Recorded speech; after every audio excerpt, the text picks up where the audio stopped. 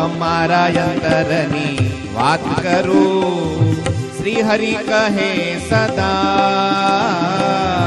અમારા અંતરની વાત કરું, શ્રી હરિ કહે સદાય. ભક્ત ભેળા જન્મો ધરીને, ભક્ત ભેળા જન્મ ધરીને સેવા કરવી ઈચ્છા. અમારા અંતરની વાત કરું, અમારા અંતરની વાત કરું. મહારાજે મધ્ય પ્રકરણના 63મા વચનામૃતમાં બહુ સરસ વાત કરી. મારા અંતરની વાત કહું છું. બોલો, અંતરની વાત કોને કહેવાય?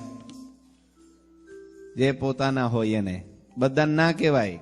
આ જાણી રાખવું, હૃદયની વાત બધાને ના કહેવાય.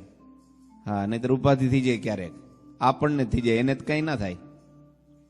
એટલે આમ ગુપ્ત વાત હોય ને, રહસ્યની વાત હોય ને, અમે મહારાજ છે ને ક્યારેક એવી બહુ મહત્વની સિદ્ધાંતની, સારની, રહસ્યની, મુદ્દાની વાતો હોય ને, એટલે ગોપાળાનંદ સ્વામી, મુક્તાનંદ સ્વામી, દાદા ખાચર એને જ બોલાવે, પરોતબેન બોલાવે, બધાને જાહેરમાં ના કે. ઘણા વચનામૃતમાં એમ કીધું મહારાજે, મહારાજ કે મોટેરા મોટેરા વાતમાં સમજતા હોય ઈ આવીને આગળ બેહો. ભગવાનને મન તો બધા સમાન ના કહેવાય. કોણ નાનો ને કોણ મોટો? ભગવાનને મન કોણ નાનો ને કોણ મોટો? પણ તમે જો અમુક વાત બધાને ના કહેવાય. એ પોતાના અંગત હોય ને એને જ કહેવાય.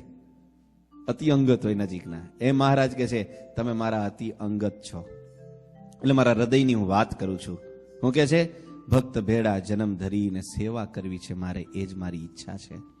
માટે ભગવાન સ્વયં એમ કે છે મને સેવાનો અવસર દેજો. અને ભગવાનને છે ને જેટલું કઈ હરિભક્તો એ વખતે તો રાજા મહારાજાઓ હતા, મોટા ગામ ગરાસદારો હતા, અને બધા મહારાજની આગળ સોનાના થાળ મૂકતા હતા, સોનાના રાણી સિક્કાઓ ધરતા હતા, સોના ચાંદીના રૂપાના દાગીનાઓ પહેરાવતા હતા, હજારો રૂપિયાના.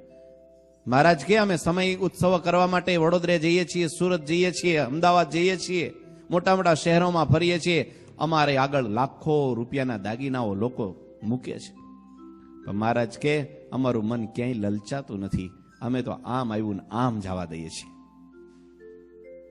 નાગડકામાં મહારાજ ગયા હતા, અને નાગડકામાં બધા ભક્તોએ ખૂબ મહારાજને ભેટ આપી, ખોબે ધોબે. પછી મહારાજ કે આને બધું શું કરીશું હવે અમે? તે થોડુંક લઈને દાદા ખાચરને આપ્યું, દે દાદા આ તારું. થોડું લઈને સુરા ખાચરને આપ્યું, થોડું માચા ખાચરને આપ્યું, થોડું માત્રા દાદલને આપ્યું, થોડા બ્રાહ્મણોને આપ્યું, થોડુંક આને આપ્યું. પછી મહારાજે બધાની સભા શું કીધું ખબર? આ મેં આપ્યું ને પાછું નહીં લેવાની શરતે આપ્યું છે.